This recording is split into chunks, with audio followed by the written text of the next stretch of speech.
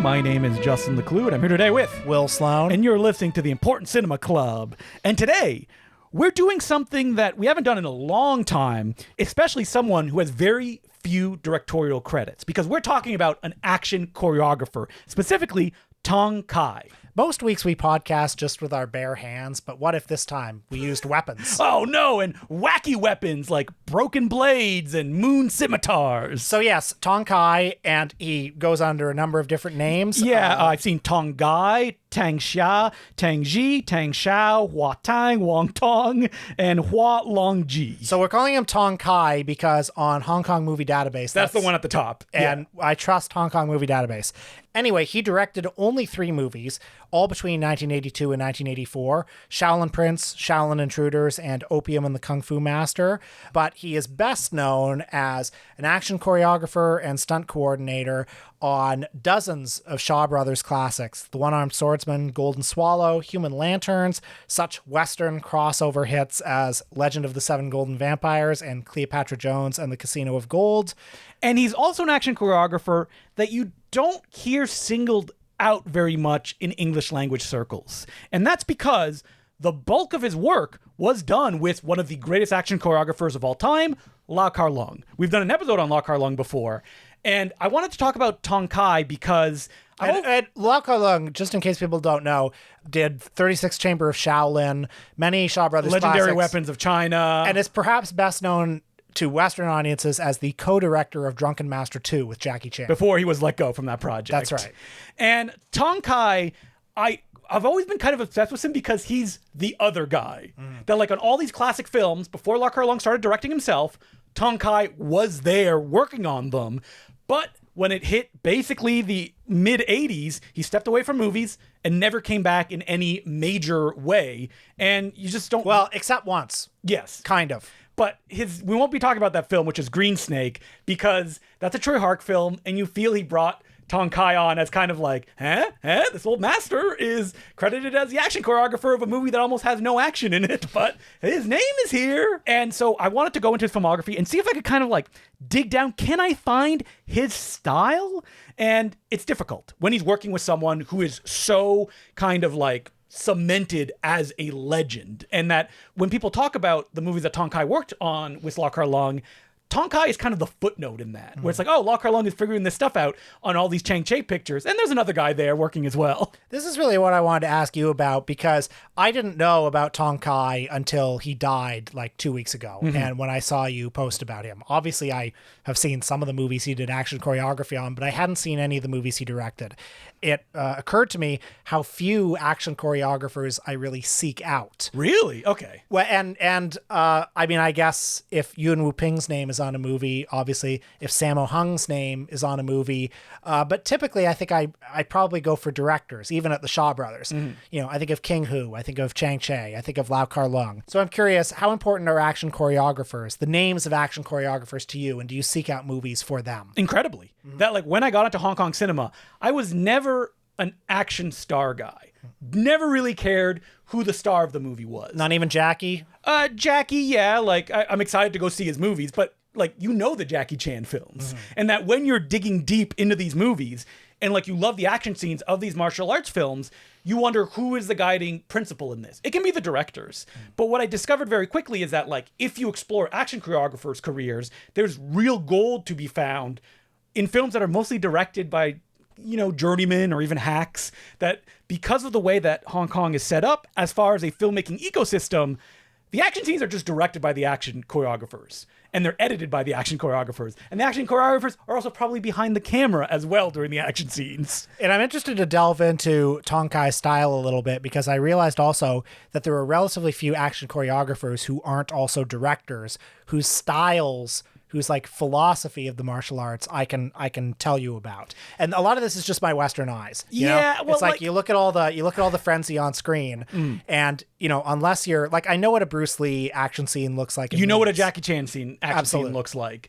The thing about like martial arts and styles on screen is that I will never be an expert in this, mostly because I'm not really that interested in it. I'm more interested in kind of like the visceral, emotional feeling that I get from it. Now, Can I tell a Lau Kar-leung fight scene from a Tong Kai solo one? Absolutely. I can tell Yuen Woo-ping. Yes. And, Tong Kai is the predecessor in some ways, even though that he did work in tandem with Yu Wo-ping. So just to give like a brief outline, if you're talking Tong Kai and Lau Kar-leung, you're talking Northern style and Southern style of martial arts. I cannot get into the nitty gritty of this because I'm not the person to speak to this and I will just get everything wrong. All you need to know is Southern style, more direct, like in the way that it's presented. Northern style, more opera-based, backflips, acrobatic moves, using poles and weapons. So Yuen Woo-ping's Northern style. Absolutely. He's a Northern style, in the broadest definition. Lau Kar-leung, more Southern style, is that he's grounded. He's also like really interested, Lau Kar-leung, in not realism, but a continuity of belief in how this is presented. And it's interesting, when Lau Kar-leung worked with Jackie Chan on Drunken Master, one of their key artistic differences was Lau Kar-leung wanted the fighting to be really realistic. He wanted to present what drunken style, supposedly looked like on screen. And Jackie said, that's not interesting. I just want to do stuff that looks cool on screen. Mm-hmm. And like, you hear that, especially when you're getting into it and you're like, oh yeah, Lau Kar-leung didn't want to use wires in the movie. And it's like, yeah, I mean, maybe. We don't know what the argument that they had is, but you look at Lau Kar-leung, there's wires aplenty. Sure. Like, he uses that stuff all the time. Now, the difference again between Lau Kar-leung and Tong Kai is Lau Kar-leung is interested in the storytelling of an action scene, and that like his action scenes tend to go very long, and they're not simple in the way they're presented, but they're very direct. They're not very showy. You look at the Tong Kai action scenes that we watch for this episode, and you can see it more related to Yu Wo-ping, like a very non-in-your-face use of slow motion. Like in a Lau Kar-leung film, when he uses slow motion, the film is going to stop, and you will see it play out like very slowly. While Tong Kai uses it as a storytelling technique in the same way that John Woo would, which is like, it happens fast, it's kind of maybe a punctuation mark, and the sentence continues to go on in the action scene. Well, there's some hand-to-hand combat in these movies. Yes, absolutely. And when it comes, it's great. For the most part, a lot of these films are built around weapons, highly elaborate in their staging. I associate him now with a lot of mayhem, with huge, complex groups of people fighting. Yeah, and that's something I associate with Yu Wo-ping, so I wonder if that's part of like the way they were trained and what interested them.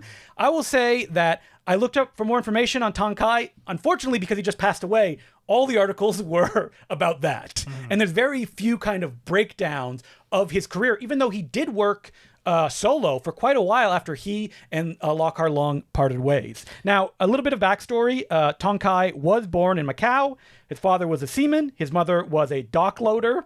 He studied Northern martial arts under Yu Wo-ping's father, who we all know as Sam Seed, the master of the drunken master himself. That's right, Simon Yun, or Yun Su-chen. His first film as martial arts choreographer was called South Dragon, North Phoenix from 1963, which was also the first film on which he teamed with Lau Kar-leung. And so Tong Kai worked with Lau Kar-leung for about, I think, 16 years, from 1959 to 1975, according to IMDb.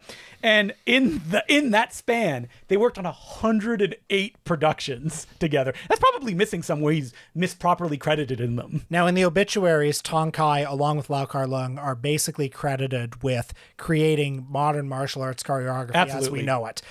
They did choreography, of course, on The One-Armed Swordsman. And that's a film very rooted in the Japanese swordplay films that like Akira Kurosawa and the likes were doing at that time. So like, while The One-Armed Swordsman is one of the classic texts, it is one that is derivative of something else and is still trying to figure out its way. Now, I kind of wished we had watched some of the black and white Cantonese films that they worked on a lot, and that's where they were really figuring out their style. Most of them are not available with English subtitles anywhere. Like, they kind of cut their teeth on, we bring this up all the time, the Wong Fei-hung films, that there's like so many of them. The Wong Fei-hung films, for those who don't know, were a series of, based on the great Chinese herbalist and folk hero and martial artist of the early 20th century, later played by Jackie Chan in Drunken Master and Jet Li in Once Upon a Time in China.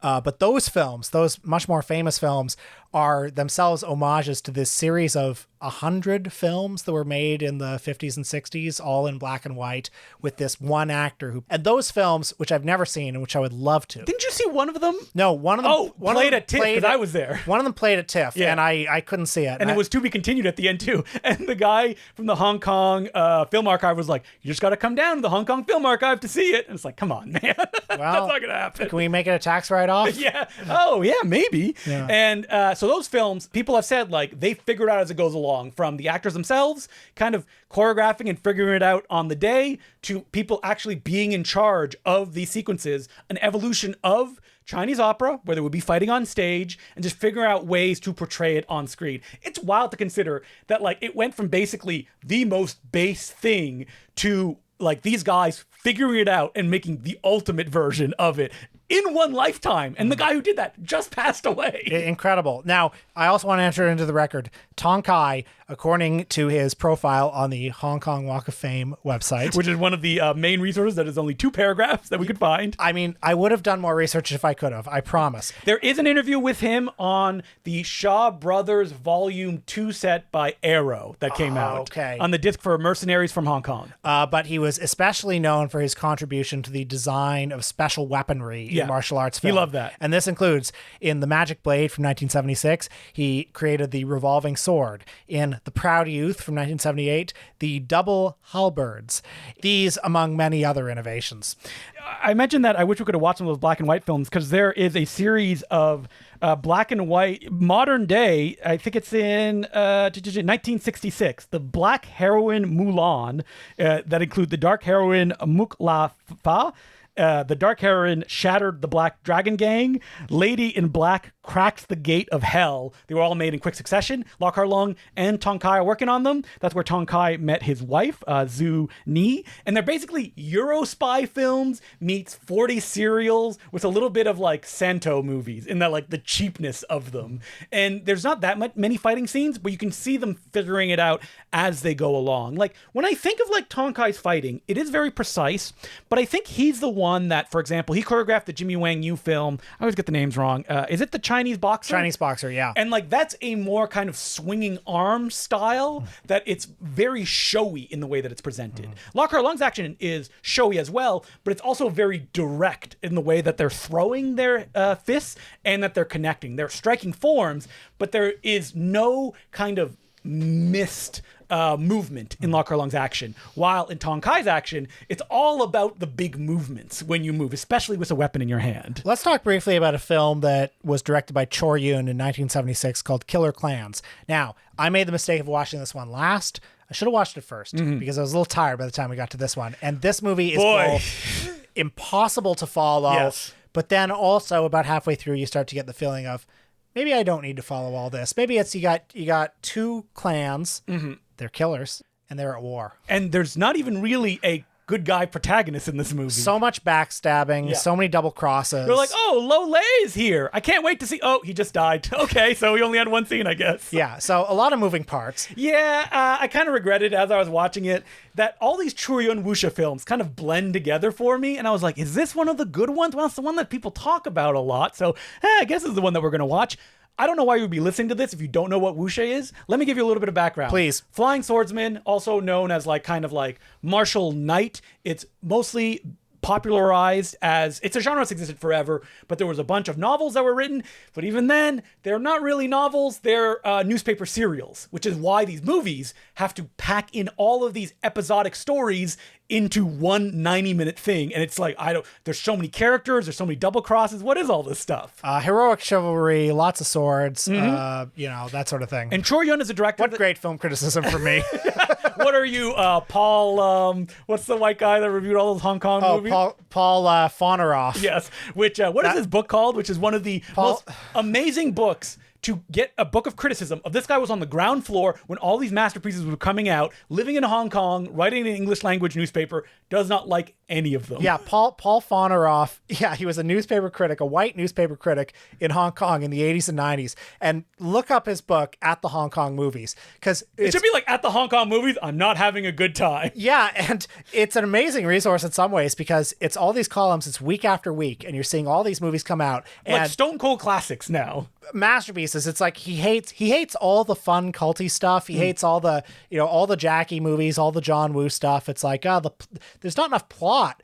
But then Wong Kar-wai, An Hui, You won't have any of that Ho either. Xiaoshen, he hates those movies. So it's like, what do you like? Well, it did make me think watching these movies for this week's episode is like, these are the movies that never traveled. That like, there wasn't even an attempt to. And it made me start thinking about like, what do we canonize in the like English speaking world as the classics? And it's really what came down to what distributor wanted to pick and pull out. Like 36 Chamber of Shaolin, that is considered the classic because the distributor picked it, dubbed it, put it out on the market. And I would also say, though, in defense of the 36 Chamber of Shaolin, which directed by one of the greatest action choreographers of all time. which I think is a great film. Yeah. It is very different from other Shaw Brothers martial arts movies because the 36 Chamber of Shaolin is basically the story of like one man learning to become great. Yes. And it really makes you wait for the action. It's all about the training. And people are like, like a Bruce Lee film where no action happens in the last half hour. I mean, Bruce Lee's film, that's a cult of personality thing. I do think, I mean, you remember in the 2000s after Kill Bill when all of these Shaw Brothers martial arts movies were just flooding on the market. So these movies that were not available on home video, even in their like native countries forever, suddenly Celestial picked them out, put them out on DVD. And thank God they did. In the most baffling fashion possible. Well, there'd just be so many of them. And they were just like a shotgun blast. Well, it's actually kind of like this now because Shout Factory puts out those like Shaw Brothers Classics Blu-ray sets. All of them very expensive. Yes. All of them like, why these ones together? And they're like, shut up. they're like, well, because we wanted to hoard the rights to all these movies. That's so literally why. Because we wanted to flood the market. So Arrow Video, who's doing their own thing, they couldn't have these movies anymore because we grabbed them. Anyway, I've been lately getting back into the Shaw Brothers. I mean, look, the Shaw Brothers are always on my mind, but I'll go in and out, like with anything. And just recently, like I've been watching a lot of Shaw Brothers movies in general, feeling like, why don't I just watch this all the time? Because I know there are bad ones. Yeah. I know there are some that are better than others, but there's just the aesthetic of it. A minimum standard of quality in a lot of these movies. Like even in the ones that aren't that great, you're going to see some incredible choreography. You're going to see like handsome photography, beautiful sets, probably the same beautiful sets. Over and over again. But that's fine. You're going home. You're just like, I'm just happy to be here. I've especially been vibing with like the later Shaw Brothers movies. Yeah, lately, so the 80s ones. Which we did two of them for this podcast. Yeah. Exactly. Like, cause then, and this is another thing. This is why I should have watched Killer Klans first too, because it's much more a 70s like wuxia film. It doesn't have some of the psychotronic elements that the later ones have. Yeah, so I should mention the director of Killer Klans is Chor Yun. He's a filmmaker, incredibly prolific, incredibly influential. Also, not really interested in the action of his movies. More interested in kind of like the picturesque visuals that he can whip up and very complicated storytelling. He was known as like a guy who did everything, but what he's most famous for are wuxia films. So if you see like a Shaw Brothers wuxia film, there's a good chance it's probably directed by Chor Yun. His most famous film being Intimate Confessions of a Chinese Courtesan. We should also mention Killer Klans. People think that Shaw Brothers is so frozen in a kind of tone and world because it's so studio bound, but they're reacting to whatever's going on in the world because they want to make money. Absolutely. And Killer Klans is so sleazy right from the get-go. Yes. Like there's just Some sex beheadings scenes, early on, but just like nude breasts all over the like scenes of sexual assault. And I love that like people who know the Shaw Brothers from like the Lau Kar-leung films, which are much more classical in their presentation, see these and are like, wait, whoa, what's going on here? And it's like, that's why the Shaw Brothers, they're working on, there's such an rigorous aesthetic kind of expectations because they're a factory line and that's how these movies need to be made. But within those, especially as the years go on, you go into the 70s into the 80s, they get wilder and wilder and wilder. They made so many sleazy and kind of like sexy-ish movies. Yeah. Like they made Bruce Lee and I, which was... Do you know who was the action choreographer on that? Tong Kai. I did not know that. Yes. Bruce Lee and I was the movie that starred the woman, Betty Ting Pei, in whose apartment Bruce Lee died. And, she... As herself. In the movie. And she became a subject of much tabloid attention and scorn and consternation because a lot of people wrongly blamed her for his death. The Shaw Brothers are like, is there a buck to be made here? Let's get in there. And it's not a very good film. Nope, but, it is not. It doesn't have very good action either, which is why it's difficult to talk about a guy who worked principally as an action choreographer of what his guiding principle is. Now, it's a bit like talking about a cinematographer or something too, because they're there to serve the director's vision. And they can have their own perspective on things and they can be let loose. But especially Tong Kai, he's working within the context of what's expected of him when it comes to flying swordsman stuff. Now, I do want to specify of like why I think he's a defining force when it comes to those kind of wuxia things is that like, how do you portray the impossible on screen? Now, I've said that I'm a huge wuxia fan. People have asked me, what is attractive to you about that? That sometimes it's a little bit too much for people. For me, it is these kind of wild physical feats, the impossible brought on screen and treated normally as not a big thing. That's very important. Well, you were talking about like these movies not traveling. I remember when Crouching Tiger, Hidden Dragon came out and I was like, 12 or something? You're like, what is this? Well, yeah, it seemed like so incredibly exotic, like a movie where people are like flying on the trees and stuff. I think this is one reason among many why Bruce Lee became so popular because like he was a trans-Pacific icon. Like he made movies that were inspired by, Hollywood movies, by Clint Eastwood type stuff. And they were easier. His fighting style too was very basic and direct, and he was easier for Westerners to wrap their heads around. Some of these wuxia films, it's like it's so foreign. Yeah, that like all the flying and the complicated storylines, but where Tong Kai brings to these movies is just like, all right, not only bringing it to the screen, but also grounding it in a physicality that you can understand how this is being done. And I think that's really important in that, like, even Crouching Tiger, Hidden Dragon, Yul Ping is directing that movie. That wire work in that film, maybe Ang Lee and James Seamus, they knew how to bring it to Western audiences because they did, is that like, it's very clunky in the way that it's presented. In a way that Yul Ping himself was not doing it in that way of like, let's put the camera down, we're going to see them. Like that first scene where they're kicking their legs in the air when they're like running. Yul Ping would never do that if he was directing a movie on his own because there's a fluidity there that like Tong Kai was one of the guys that they're figuring it out. Like I think it's in Killer Clans, or maybe even Shaolin Prince where they like, they're fighting with swords and they're both on trampolines and they jump into frame. They clash their swords together. Then they land and they keep fighting in the same shot. That is definitely in Shaolin Prince. Yeah. And that's like the thing that I find so impressive and engaging about these movies. So let's talk about Shaolin Prince. Well, do we know why he became a director or is that lost So he time? said that he's never wanted to be a director. Now, he broke up with Lau Kar-leung. They never worked again. And I was trying to figure out why that was. So the story goes that like, Lau Kar-leung and Tong Kai, they worked together basically since they started up until 1975. Now, in 1975, Lau Kar-leung also stopped working with Chang Che.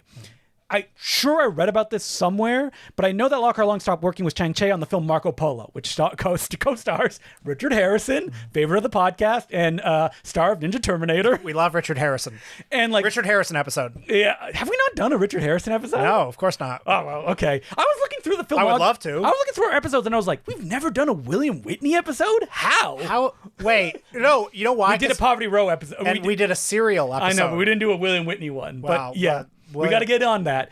But yeah, in 1975, they've stopped working together. And Tong Kai has gone on record. He's like, I just like making weapons. And like, I'm a martial arts instructor as well. I don't really have that much interest in directing films. While Lau Kar-leung goes off on his own way and directs movie after movie after movie, many of them solid gold classics. Now, in the early 80s, mid 80s, the Shaw Brothers are on the downturn.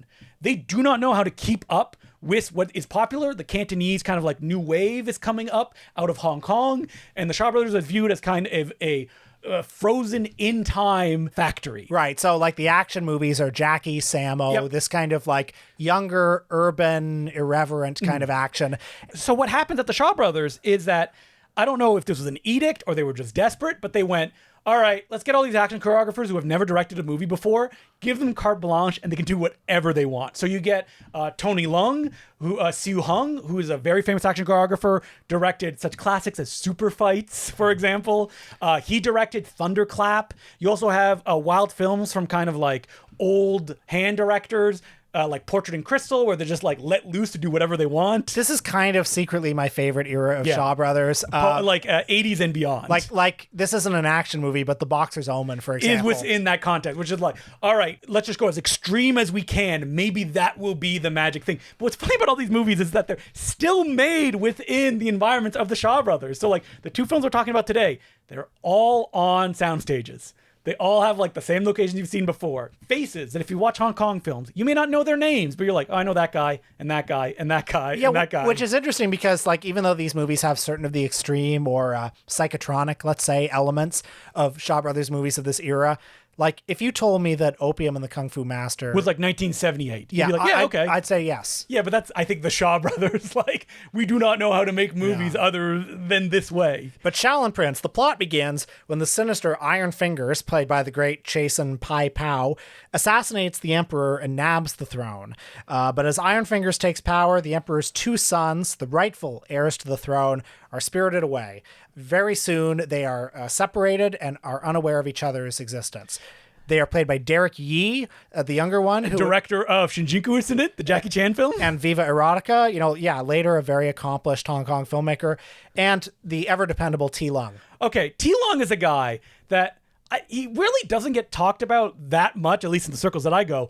He seems to have starred in every Hong Kong Shaw Brothers martial arts film. Him and Lo Lei are the two like pillars who are holding and up. David Chang as well. Like they're everywhere in these movies. I was looking at the filmography. It's like, can I find ones that didn't star T. Lung? It's like the two that Tong Kai directed that we're talking about today, they both star T. Lung. It's inescapable. So these movies, they open with very serious and heavy sounding premises and are about 60% comedy. Yes, that's the classic. Like the Shaw Brothers at this point, they're like, what do people want in this martial arts? That Jackie Chan guy, Sammo Hung? I guess they want comedy?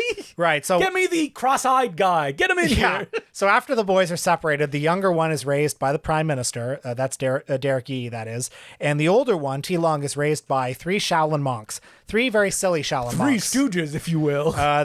You got cross eyes, you got beardy, probably. Teethless, or toothless, I should say. Some real shenanigans there. They're real bumblers. And so the film becomes one of two tones, basically, divided by the brothers. Yeah. One of them is very goofy, where you see T. Lung kind of like learning the ropes. And then you have the other, which is Derek Yee going on a mission. Eventually, they meet up and they do fight scenes. This is one of those movies is that, like, sometimes when I watch an action film, I'll be like, just give me, like, minimum 3 set pieces. Like, if you don't give me at least 3, I think something is wrong. You don't keep counting this film because it's like every 5 minutes there's an action scene. I know, it's amazing, some of the stuff in this movie. I mean, there are supernatural elements. There's the fire sword assassin. Yeah, there's an ice sword assassin played by Yoon Bun, who would go on to choreograph all of Troy Hark's movies. He's the go-to guy. Do you ever find in some of these movies, and I don't, and I'm just setting this up for you to knock it down. Do you ever find yourself a little oversaturated sometimes with action? Does it become a case of too muchness at times? Well, it depends on what movie it is. For example, like the Choi Yun films, like Killer Klans, it's not really interested in action, so the action is almost like a punctuation mark more than its own story, while something like Shaolin Prince is all about the action, in that everything else is interconnecting to that. And all the action scenes will have a weird idea in them, too. For example, Shaolin Prince has a scene that I was watching and I was like, what a great climax. And I'm like, wait, how long there's 25 minutes left. How is there more to this movie? Where they face off against like 20 guys that like form basically a giant man that are fighting our hero with that. Or there's also like, they fight a guy who has a sword that's on fire, and then if you get hit by that sword, you will catch fire as well. No, it's amazing. There's so much stuff in this movie. And that's great criticism too, but it's true. And this one, Shaolin Prince, I think on that kind of wuxia wavelength, it's much more easier to follow, that there's not like a million warring clans or anything like that. It's you got the two kids. Yes, exactly. And you got the bad guy. And that there are lots of sub bad guys. But yes, but they're very clear, so you look forward to they've all got a thing. Yeah, and you want to see how they're going to be taken on at the end of the movie. And when that last guy is defeated, which is a great fight where he's on a throne carried by 4 guys and they have to take him on as like he just basically Steven Seagal like does not get up out of that chair. So good. It's like, as an action choreographer, Tong Kai and like Lau Kar-leung, all these guys, the best thing about action is not like, what is the gimmick that you're bringing? It is, what is the limitation that the gimmick is bringing, and how are you going to work around that? And I feel like action people don't understand that always, but like this filmmaker, Yu Wo Ping, they understand that so clearly, and that is like how you get the best kind of action.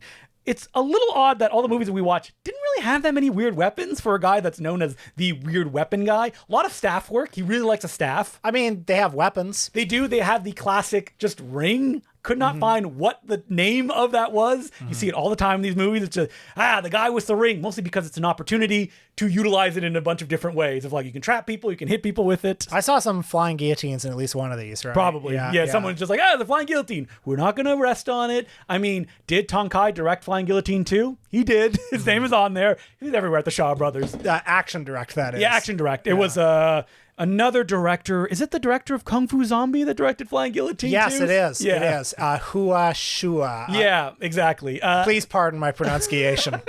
And so Shaolin Prince, kind of like a bedrock of this period, silly, action-packed martial arts film. Now, Opium and the Kung Fu Master, His last film. his last directorial credit, is interesting in that he seems to be trying to push it more in a grounded style, which is not really his favorite thing.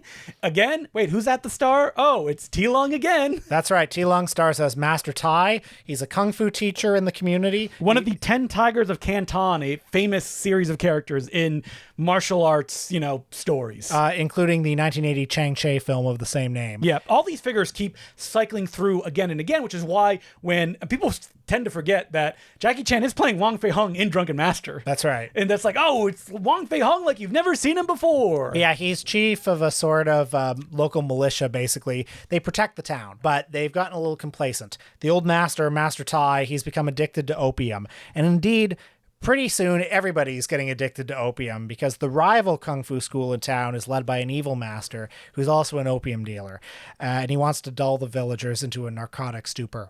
Now, this is another kind of subgenre of my favorite movies, which is films that you would expect to have goofy premises that turn just hyper violent and everybody dies halfway through. Well, another film of two tones where about the first half is basically incredibly lighthearted. Yes. Very wacky, very silly. And then very dark and depressing and bleak in the second half. A lesson to everybody listening: never tell your friend who's an opium addict, whose wife and children just killed themselves, that he doesn't have the guts to kill himself as well, because he will. I mean, the idea of the old master trying to fight while he's going through withdrawal, cold turkey withdrawal symptoms is a very interesting idea. I don't know if this one does as much gimmick stuff as I would like. It's almost as if Tong Kai is trying to position himself of, can I make these kind of movies that are more just classical martial arts film within this framework of what's popular right now? Well, there's one scene that I thought was incredible. It's this big brawl early on where two students are like, they jump to the big fabric streamers that are furled across the roof, and they're basically fighting in midair while holding on to these fabrics. I mean, that's amazing. And I mean, it's all about that kind of like, this is impossible in real life. And I feel like a lot of distributors back in the day, they wouldn't touch these films because they went, well, this would never happen. Like, why people will just dismiss it. And it's like, that's why it's interesting, though. And you know what else? There's a simple racist reason of it's like... It's wacky. It's not American. Well, and also it's like, who are these people? It's just a bunch of like, we can't tell them apart. Like that, that's why Bruce Lee and then like Bruce Lai were the two martial arts stars who got their films distributed the most. And it's also anyone who was young and became a martial arts fan, especially in the late 90s, early 2000s. Oh, well, they use wires. They fake it when they fight. It's like, what the hell are you talking about? You try doing it. Yeah. Do you know how hard it is to be pulled on a wire? Those are all done by like three guys that have to work in sync. And like these movies, especially as the career goes on, they're trying to find more and more complicated ways for multiple people to have to work together in an action scene with no cuts in them. And that's why next time you watch Bulletproof Monk and you see Stifler doing wire fu, you respect that. Now, do I know that that film was choreographed by Stephen Tunway and then Corey Yun did the reshoots? I do. Of course you do. Because I'm a Hong Kong action choreographer guy. Can I just digress on Bulletproof Monk for a second? And I know I've said this probably 10 times on the podcast, but I still remember the Entertainment Weekly spring movie preview issue where there was, the blurb about Bulletproof Monk, and the director of that movie, he said something like, I just want to see Chow Yun-fat smile in a movie. And it's like, buddy, So what movies have you seen? Crouching Tiger? The Replacement Killers? Several scenes from Hard Boiled. Yes. That's it. Like, he's smiling all the time. He's smiling all the time. He's the Cary Grant of Hong Kong. Even in the John Woo movies, he's got a big grin on his face all the time. You haven't even seen Once a Thief? Come on. I mean, I've seen it. It's all right.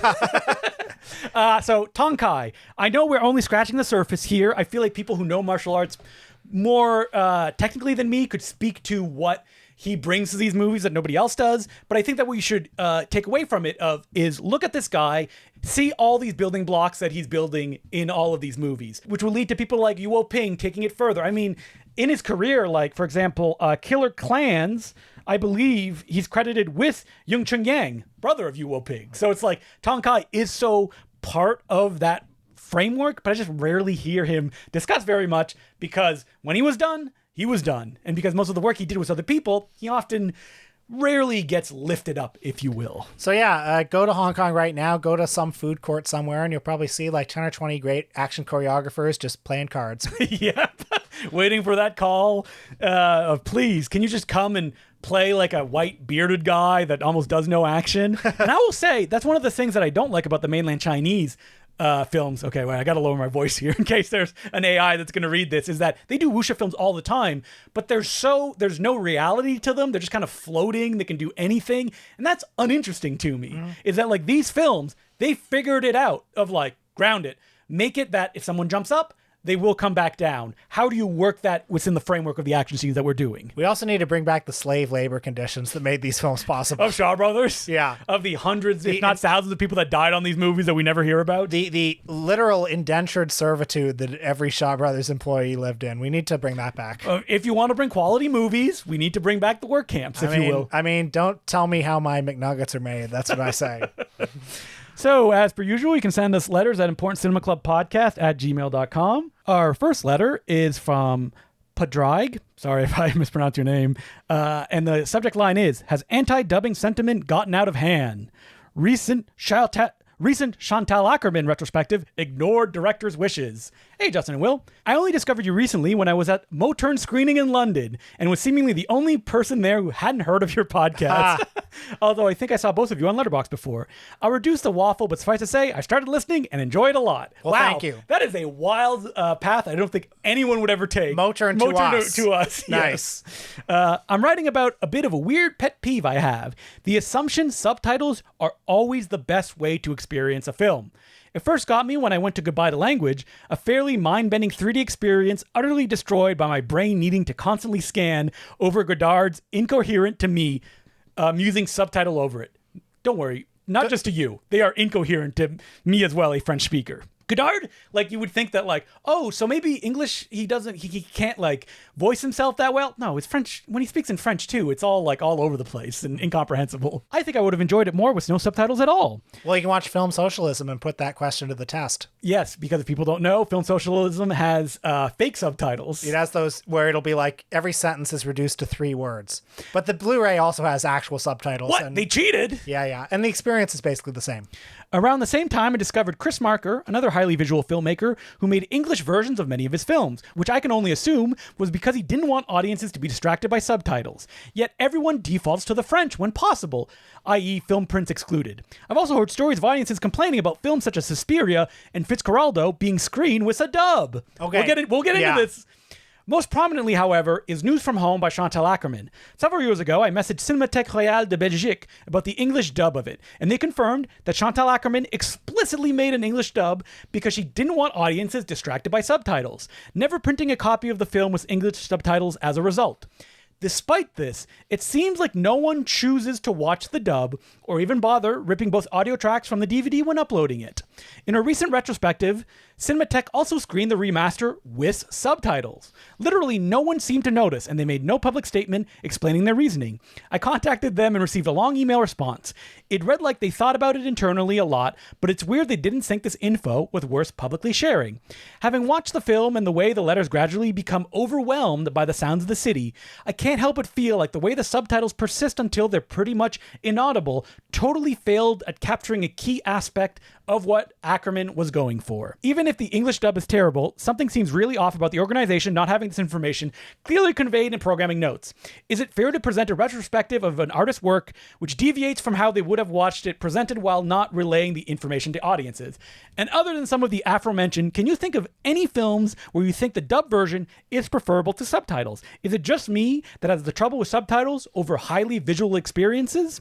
Thanks for the podcast. podcast pad. Something I've increasingly realized as I've gotten older is that there is actually no one definitive version of a movie. For example, there are some movies that I kind of like watching on VHS.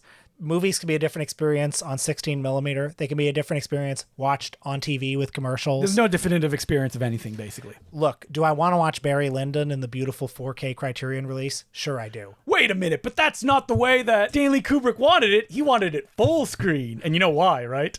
Because it was supposed to fit televisions of the time. Yes. And so he shot Eyes Wide Shut with the television in mind, as well as the theatrical frame in mind. And so when you're trying to honor his wishes, becomes a little complicated. Yeah. Now, should have the programmer said it in the notes or said it before the screening? Sure. Yeah. I don't know what's going on. It's helpful information. Maybe there's a lot, and it's difficult to communicate it if anybody would care. I think it's good to present things as close to how the author intended them as possible. However, I don't think it's the only way. No. And so dubs. I don't watch things dubbed. Do you? Occasionally. Like, if you have the choice, is what I'm saying. If I have the choice, 9 times out of 10, I watch things with subtitles. And we've talked about the joy of watching martial arts films dubbed. That's the 1 out of 10. I will say I will not consciously go towards them if the option is presented to me. I'd rather watch it subtitled. Frankly, yes. Although there are some martial arts movies where it's like, if I'm watching a dubbed Bruceploitation movie, yes, that feels right to you. I'm having fun. And also, there are certain movies like Italian exploitation movies were shot without sound. But even Bruce Lee movies too, or Bruce Lee movies to be specific, is that there's no kind of ultimate version. Now, you could say the one the director worked on and did the dubbing, or the language that they spoke, but like, maybe the director wasn't involved because there'll be a Mandarin track, there'll be a Cantonese track as well. The actors, Jackie Chan himself in the original Cantonese releases of his movies, it is not his voice. It's somebody else doing his voice. Absolutely. And so it's like, well, what is the original intent there? And a movie like, say, Lucio Fulci's The Beyond, which was shot without sound, is the more authentic version the Italian dub or the English dub? Because is it Lucio Fulci? He would have supervised the Italian dub. Probably didn't supervise the English dub. But also, the English dub is dubbed by the actors. Exactly. So that's where it gets more complicated, right? I have found that the Godzilla movies, which I grew up watching dubbed, yes, are much better in Japanese with subtitles. Absolutely. And that's not to say these films are not goofy, or most of the ones that we really love are not made for children.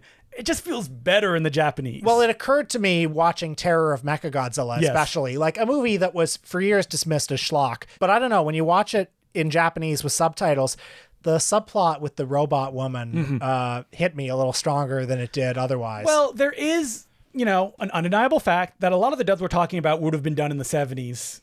In the 80s, is that the people dubbing, they're doing it very quickly. They probably don't know what they're doing. They're not acting, really. No, and they're putting a lot of mustard on it, too. Probably not taking it very seriously. Exactly, yeah. Dubbed version of, let's say an art house film that I prefer, the letter writer mentioned Fitzcarraldo. That movie was shot in English because English was the common language of people on set. I think Herzog himself prefers the German dubbed version. If you watch it in English, I think it's a little stilted. It's a little awkward sometimes. The dubbed version of that movie, if you're just watching it, I wouldn't necessarily be able to tell it's dubbed. It's so well done. It feels more authentic. It feels more right. And now we're also approaching it from a position of we do not speak those languages. I know, So for example, I've been playing a video game recently that has a very goofy English dub, switches to Japanese, and I'm like, oh, it feels more natural. Like, the directors did it this way, but I don't know if they're wooden as hell, because I don't speak the language. So, I don't know. It's just the emotion or the intonation I get out of it sounds right to my ears. Now, is that baggage I bring to it? Perhaps. But also, the letter writer points out, does it take away if the films are visual? Now, I asked this question recently on Twitter, based on this letter, of that I personally, and maybe this is just easier for me, I do not get distracted by subtitles. And I was trying to figure out, is there a term for this? I could have sworn I read about it before, where when a subtitle pops up, I take it within the image, and my eyes never drop down to read the subtitles, then to go back up to what's happening. Same. I've never had trouble with subtitles even back to when I was 8 years old. Now, this may just be something because me and Will are nerds. We've got glasses, so we read a lot. So maybe it just comes naturally. I'm not a particularly fast reader either, but I think in that kind of spot reading, that's not a problem. Now, I've heard people like, most people that are older than us do have problems with subtitles. And that's because they never grew up on it, which is so funny where people say like, I don't want to read when I go to the movies. I'm like, you read every day. You're on your phone. You're reading. You're looking at signs. You're looking at, I don't know. But it's the baggage that you bring. Now, I'm not saying that people don't have that issue. I've heard that all the time, that people can get distracted, like looking down. I don't know if there's no magic trick to it to learn how to do it. Like, I've never felt reading subtitles or subtitled movies, I am distracted from what's going on screen. But I've heard a lot of people say it. It sucks. And it is a reality. Does an English dub help more than that? I mean, yeah, if it helps you take in the images or you feel more involved, watch the English dub. Like, Joe Dante has always been the biggest fan of the English dub of 8.5 because that's a very visual film, and the languages also overlap themselves a lot. I would kind of love to see the English dub of 8.5. It's out there. Yeah, because I mean, a movie like that's like pretty familiar. Yeah. It's a new experience with the movie. Mm-hmm. Yeah. And as far as the Chantal Akerman film, I can't speak to it. I mean, if she preferred it to be in English. I mean, so I haven't seen the English dub of it. I've only seen the French version. Would people feel ripped off if they went and was the English dub? They might. I mean, if you get distracted by things, put on the English dub. The thing about English dubs now is there is no jokiness to them for most of the movies you'll be watching. I'll tell you what dubs I hate are if it's like an old martial arts movie where it was dubbed in the 2000s. Oh, like those Mexican films are put out by VCI and they did new dubs where it's like, we're going to make a joke about this. The Santo films, I don't like that. Yes. Because the 70s dubbing sounds like it's from the time, which means it's more authentic. So I would love to throw this question to the listener. What are the movies you think work better dubbed than what would be their original language? Now, Suspiria, I watch that in English when I watch it. Mostly because, again, we talked about the Italian thing. That Jessica Harper is an American actress. It's her voice that's coming out of her. Yeah. So that's the way that I usually go towards it. Now, I'm trying to think of some Italian films that I would default to the Italian. Yeah, no, I think I usually go for the English, but that's a very specific example. I mean, for me, it would just be art film examples. It'd be Fellini, you know? And, bring it out if there's an English dub out there. But I also think that, like, a lot of filmmakers, if they said, we want the English dub, it's because they think that is a way to connect with people. Even though that subtitles are not a new thing. We go to the Nitrate Picture Show, we haven't been in a while, but like they have prints from like the 50s or 40s. There's English subtitles on them. Yeah. It's not anything that's like shocking or new. That's how the films would get out there. So thank you very much for that letter, and jump in the Discord and share your opinion on dubbing. Subs over dubs all the time. Our next letter is from Jeffrey Schwartz. We love the show. DVD producer, special feature maker, also director in his own right, made tons of great documentaries. I Am Divine. He writes, Dear Justin and Will, just heard your latest episode where you talk about directors who famously refuse to do commentaries, but you forgot one, David Lynch. When we were producing the Blue Velvet DVD, he produced the Blue Velvet DVD? You remember that one with all the special features in the making of? Legendary. Am I correct in thinking that like David Lynch was a big anti-special features guy? Yes, he hated it. They basically got him to compromise because he wanted the movie to be presented in a certain way. Yeah. And they said, we'll do it as long as you do interviews. Oh, is that what the way it went? I think so. You know what's funny is that, like, if you read Lynch on Lynch, he's a great interview. Like, he's super insightful. So he's a great interview, but he's also a very skillful interview because he won't answer any of the questions you're asking. But he'll answer in these like really evocative ways.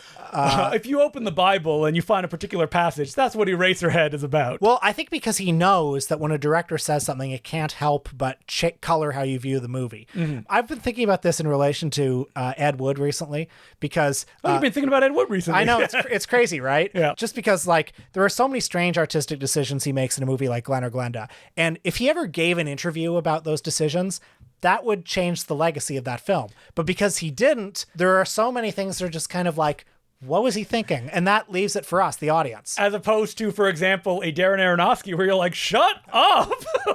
Amen. Yeah. Oh, this is what Mother's about. No, we don't. Oh. Mm-hmm. Even though I say this in whatever movies I'm going to make next, I'll just fucking spill the beans like crazy on the commentary. Well, the problem is you're an interviewer or you're giving interviews. You have to say stuff. Yeah. Jeffrey says, I tried valiantly to get David to sit down for a commentary, but I got word back what he thinks of them. It's a load of horseshit. Or, it's a load... I can't do it, David Lynch. It's a load of horseshit.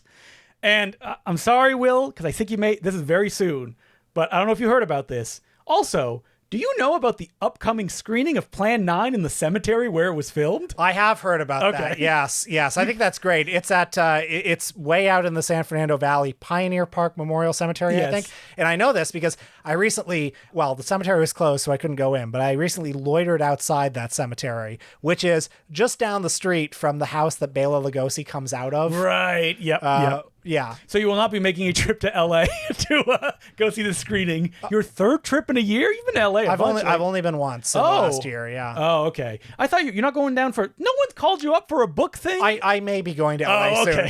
So folks, listen. Stay tuned. I may be visiting LA soon. You pay Will's bills. He needs first class tickets. He needs a 5-star hotel. That's right. Yep. He wants to shake Tom Cruise's hand. Yeah, that's right. Wait. Speaking of movies that I've directed, the cinematographer, this is a complete digression, of Impossible Horror, has the wildest career that he is now Tom Cruise's best friend, Aidan Tanner. If you go on his Instagram, it's just photos of him like hanging out with Tom Cruise, shaking his hand. Is he not Tom Cruise's like personal video guy? He's Tom Cruise's. So did he film the Back to the Movies? He did. He's the one who shot, who edited him going, movies, popcorn, love it. That's all Aidan Tanner. I was messaging him that day after it came out. I was like, did you just edit that? I think we talked about it in this podcast. And he went, yes, that was me. I edited that. How about that? Like, how many degrees of separation is that from greatness? That's not many. Not many. Our pal Nate got a text from him being like, yeah, Tom Cruise just taught me how to fly a helicopter. I love that thing about the helicopter because that sounds to me like Tom Cruise, like trying to figure out what friends do. Yeah, he's like, hey, do you mind if I call you son? Oh, dude, you don't know how to fly a helicopter? Oh, come on, man. I'll teach you how to fly a helicopter. Now, does this make me wonder if Tom Cruise is like, hey, Aidan, have you ever like shot a feature film? And he's like, yeah, I shot one, Impossible Horror. He's like, all right, movie night. I love movies, any movies. Has Tom Cruise sat down and watched the film that I directed that Aidan shot? Okay, Aidan, if you're listening, which you're probably not, do not show him Impossible Horror because Justin will then leave Toronto to direct Tom Cruise's next movie. And then what will I do? What will I do? I'm directing a third Mission Impossible film. Oh, woe is me. Did I get an email from Aidan at one point being like, hey, do you have the commentary for Jerry Maguire? And I was like, yeah, here you go. And I was like, did he give it to Tom Cruise? Did Tom Cruise do commentary on Jerry Maguire? He did video commentary. He's wearing like sunglasses and a hat. Is it on the DVD? It is on the DVD. Oh, well, I know what I'm doing tonight. Tom Cruise has done a ton of commentaries. He's done that for Jerry Maguire, for Mission Impossible 3. He's done one as well. Oh, man, I miss the golden age of DVD commentaries. Whereas they have a gun and they're like, you got to do a commentary. I mean, this is what Jeffrey's responding to. This is what we said last week, where it's like, can you believe there was a time when Martin Scorsese had to do this? Yep. So anyway, I just want to talk about Aidan Tanner because that recently came up. Because he used to be Will Smith's guy. He was in the living room of the Smith family when the slap happened. Wow. So it's like, and I gotta say, Aidan Tanner is do you know why he has all these jobs? He is the nicest man I've ever met. Patient, never loses his cool. Wow. Like, that's why he's worked with.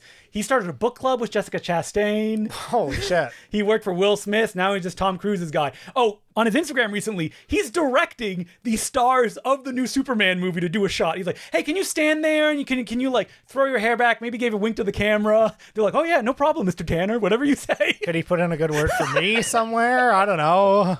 And rescue me from this life. The actress who played Lois Lane was like, oh, I don't know how to wink. Like, she commented on his Instagram post. Wow. Yeah. So Aidan Tanner, I guess, what would be the equivalent? I'm trying to think of some kind of famous version. He just knows all the stars.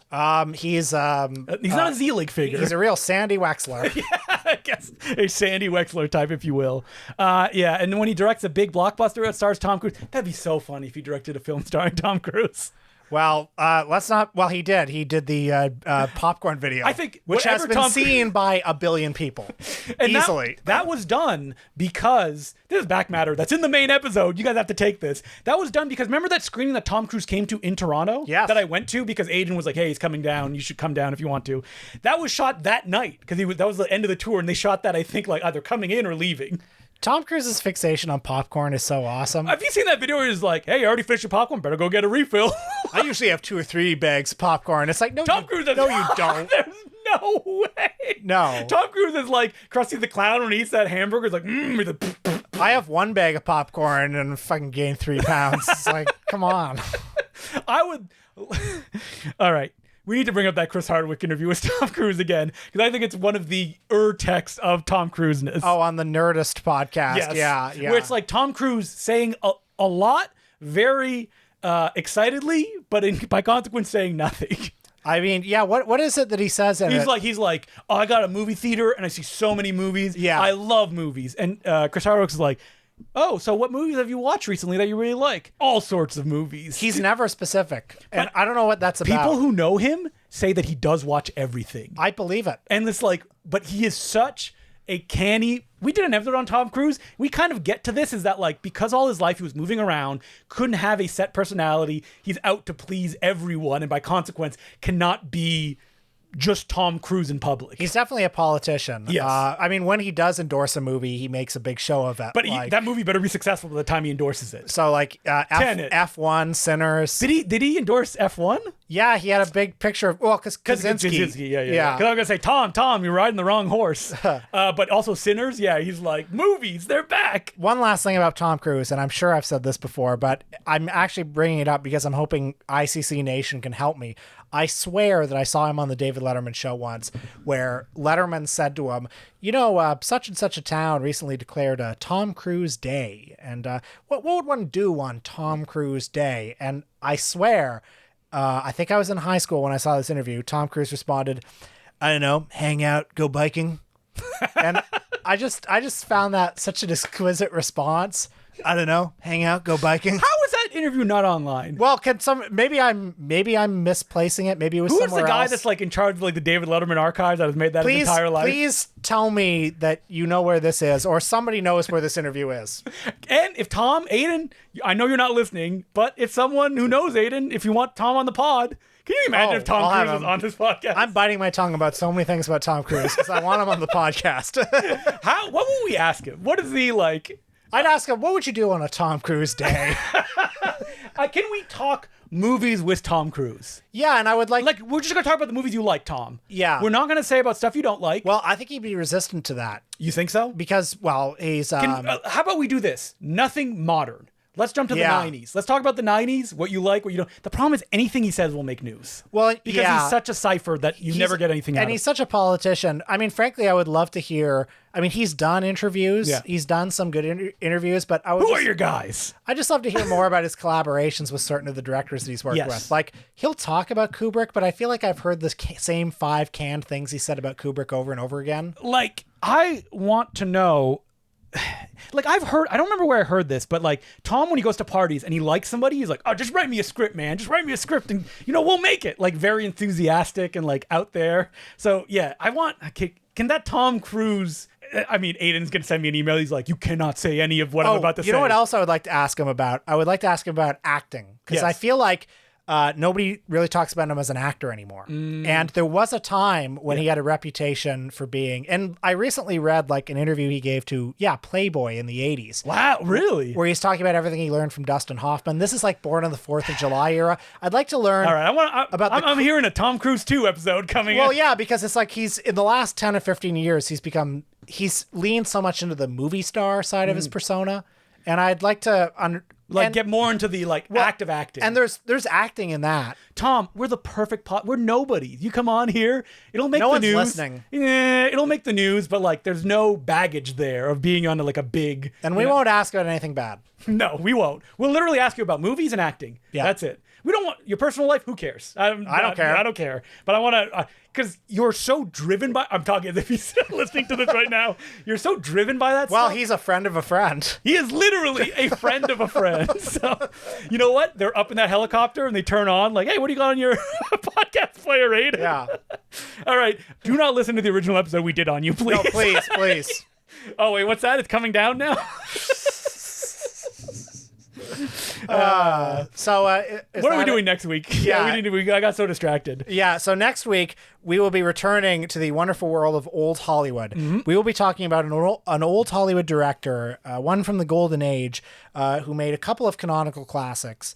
It's Edmund Goulding. Mm-hmm. Edmund Goulding, which I think I only became aware of when I saw The Razor's Edge at the Nitrate Picture Show, and it was kind of a revelation sitting there watching it. Yeah, and I think we also saw Nightmare Alley at the Nightmare Picture Show too. Oh, we did as well, yeah. Maybe not the same year, but it's some like, year. And Edmund Goulding has dozens and dozens of movies, but it goes Nightmare Alley, The Razor's Edge, Grand Hotel, miscellaneous. Dark Victory with Betty Davis. Dark Victory. He was a Betty Davis. He was a woman's director, if you will, for a lot of his pictures. So, I mean, at the very least, we're going to watch Nightmare Alley and Grand Hotel. And I'll probably throw on The Razor's Edge again to give it another spin. Yeah. So Edmund Goulding. Next week, I also have a biography that was published by a university press and was probably way too much, as these things tend to be. No, you know what? I found it used because it was one of those that we used to sell for like $80 online. I will be reading that, and we will bring you the definitive Edmund Goulding episode. That's what we're doing next week. And until then, my name's Justin Decloux. I'm Will Sloan. Tom Cruise, the door's open. We listen to a lot of podcasts that we talk about here, mostly that have older men on it, right? That like the Joe Dantes. If Drew Friedman is a guest on a podcast, I'm listening. Now, we've been talking about podcasts recently, and it came to my mind, if you could, they have to be alive. So it can't be like a fake, like Orson Welles does a podcast or something like that. Who would you want to hear from? You know what? Tom Cruise. Yeah. Tom Cruise just talking about the movies that he made. Well, there's a danger here because a podcast can demystify someone. Yes. Do you remember when podcasts were new and how excited you were that you get to listen to Kevin Smith every week? You mean Ricky Gervais? Yeah. Another great example. I have such vivid memories of sitting at the office where I was working, just listening endlessly to Smodcast because I was catching up. Or more recently, how would you have loved to have heard a Quentin Tarantino podcast? And now no one can see the monkey's paw curling. And now you can't get rid of that guy's opinions. Well, I'm not subscribed to that anymore. Are you? No. No, yeah. I'll be first in line for his next movie. I think that the magic here is, I mean, Quentin Tarantino does follow us in this. I don't want to hear people talk about their own work. Because I think that is the celebrity go-to of like, it's Cheers on Cheers. Where it's like Woody Harrelson and Ted Danson take you through Cheers episode by episode. And I was like, I don't care. Mostly because I am literally nauseous. I sound like Alex Jones here. I'm nauseous because I have too much integrity. Because they got stuff in the water that's making you gay. Yep. When I hear these celebrities do ads on podcasts. Oh, I hate it. I hate it so much. Conan O'Brien, too. It's like, how much money do you I like his fucking podcast. need? I think it's very fun. Me too. But like every time they break for an ad, I'm like, what is going on here? Like, what does Conan advertise these days? Is it like... It's just like the most obvious things like stamps.com or whatever. Okay, because there's... Manscaped. There are several tiers of ads. Like the big podcasts get like stamps.com, but the rest of them get like gambling stuff, dick pill ads. Yes. You know? Now, I wonder, like I always say, we don't do ads on this podcast. And I wonder if I have gotten requests, but they sound such like... I have gotten them, but they sound so like machine fed and thrown in that I'm like, no, thank you. And I just scroll back down. No. And the idea of having to be like, dick pills, it'll get you hard. I'm like, oh. And, you know, semi-regularly, I guess you'll get a request for like, do you want to make t-shirts, that kind of thing. Oh, I've never gotten that actually. Yeah. I haven't got very many dick pill offers. I was actually thinking of doing t-shirts, but I think if we did them for us and it wasn't directly related to us, we've talked about some ideas we have,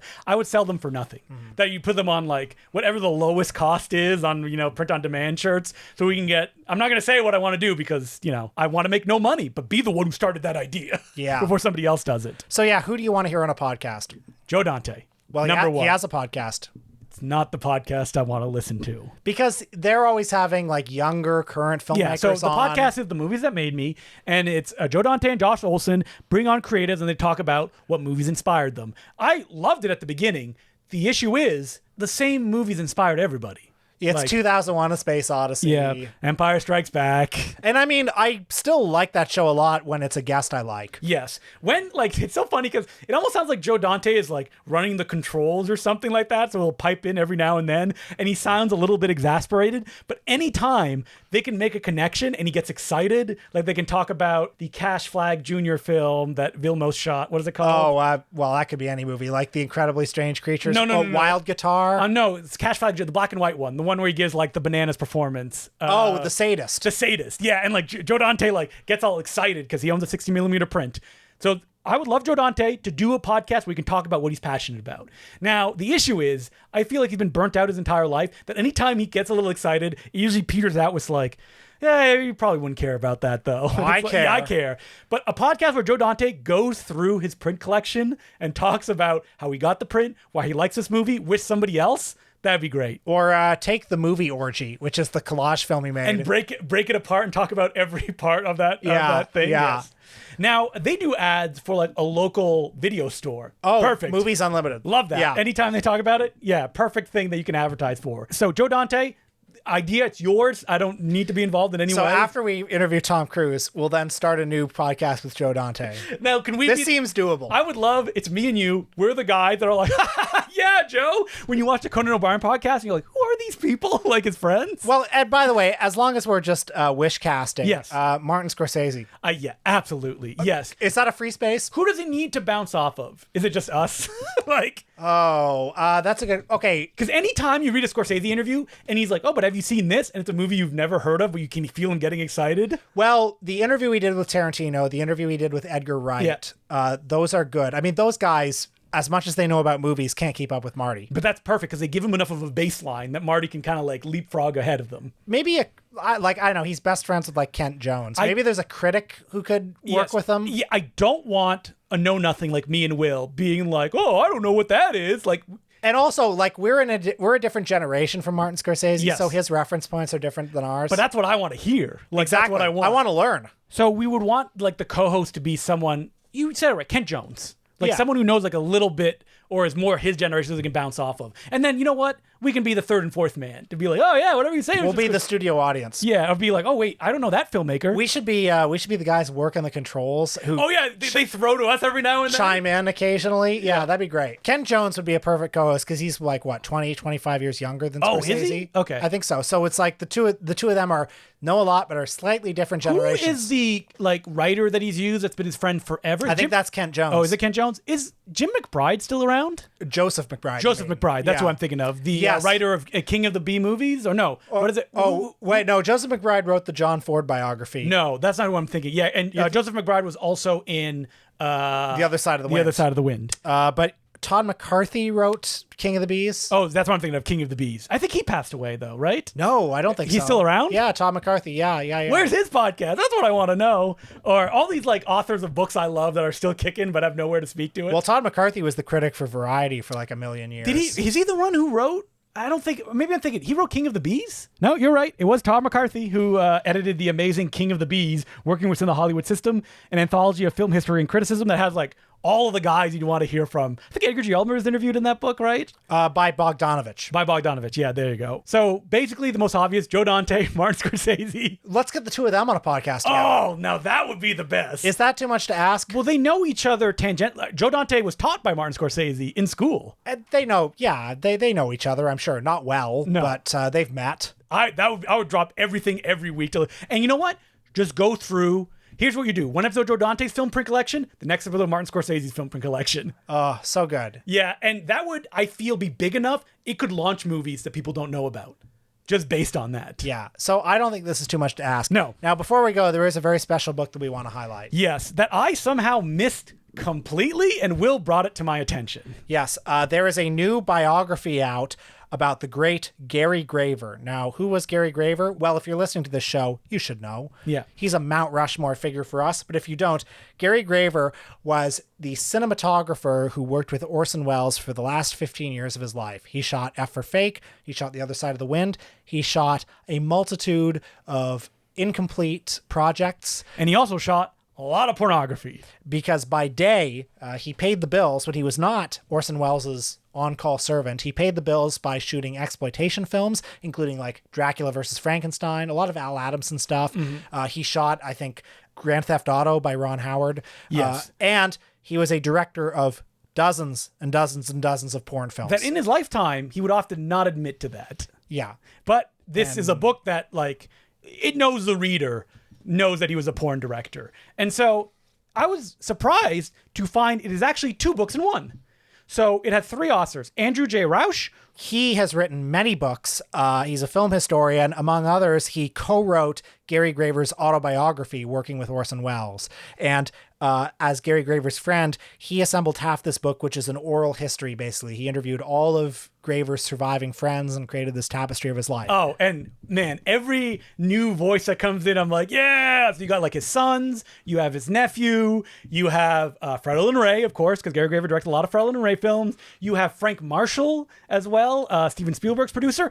Something I didn't know, and it's mentioned in the intro, that like, I guess Gary Graver knew like some people in the Steven Spielberg circle because he did shoots on, I believe, it was The Color Purple. He did second unit stuff. and Raiders of the Lost Ark as well. Wow. He worked on one of the Indiana Jones films. So the second half of the book, though, is a chronological survey of Gary Graver's directorial career. His entire directorial career. Which is a lot of porn. And this is written by the great Dave Wayne and Maddie Budrowitz of the Schlock Pit. A website I love. They talk about movies nobody else talks about. Yeah, great website. They're great specialists in direct-to-video stuff. And the great part about the second half, which could look like an encyclopedia, is that it traces Gary Graver's career through all of these movies. They know everything about these movies. They are not synopsises of the films. They are like literal, like clear-eyed deep dives into all of these pictures. To the point that I'm reading, I'm like, all right, I'm gonna write this one on a list and this one. I should check this one out. Like, because some of Gary Graver's, I mean, he directed regular exploitation films. Yeah.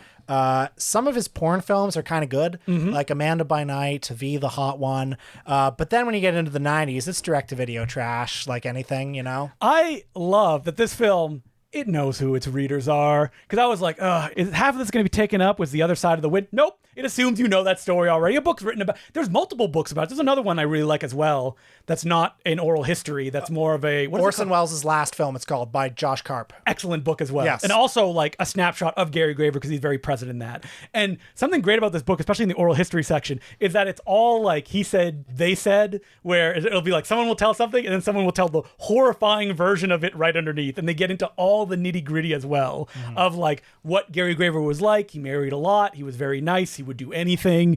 If you are interested in just like, I feel like we haven't mentioned Gary Graver in a long time because we did a Blu-ray, unfortunately now out of print, The Other Side of Gary Graver, where we went like into his career and stuff like that. And like, this is the next step. This is the book we probably talked about on the commentary for that Blu-ray. Like, we would love for someone to write like a warts and all autobiography of Gary Graver. And now it's out. So I don't know if we mentioned what it's called. It's called We Must Shoot, The Life and Art of Gary Graver. Check this book out. Yeah, you can get it on Amazon. I believe it's print on demand. That's like the main place that you'll get it. Buy it. I can guarantee you, if you listen to this podcast regularly, you will not be disappointed and you will learn stuff that you cannot read about anywhere else.